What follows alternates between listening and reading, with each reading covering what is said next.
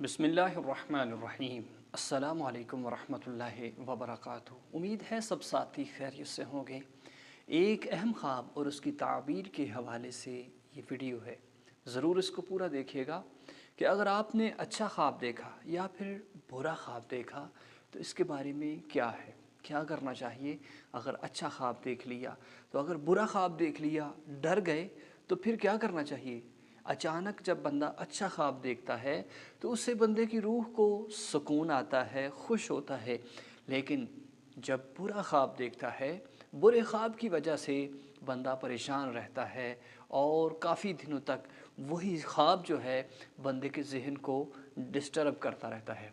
तो दोस्तान मोहतरम, आइए हदीस पाक का मफ़हूम समाअत कीजिए कि अगर अच्छा ख्वाब देखा है, अगर अच्छा ख्वाब देखा है, किसी अच्छी चीज़ को देखा है, तो याद रखिए वो अच्छी तरफ इशारा है।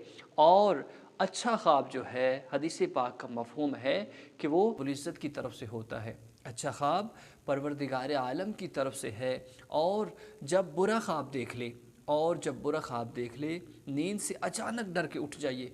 अगर ऐसा आपके साथ होता है तो जब भी उठें, फ़ौरन उठने के बाद आऊज़ु बिल्लाहि मिनश्शैतानिर्रजीम पढ़ लीजिए और जिस करवट पर आप सोए हैं उस करवट को चेंज कर लीजिए और अपने बाएं जानब 3 दफ़ा थूक लीजिए। इंशाअल्लाह जब ऐसा करेंगे तो आप महफूज रहेंगे और जो बुरा ख्वाब है आपने किसी के साथ भी शेयर नहीं करना है। शुक्रिया।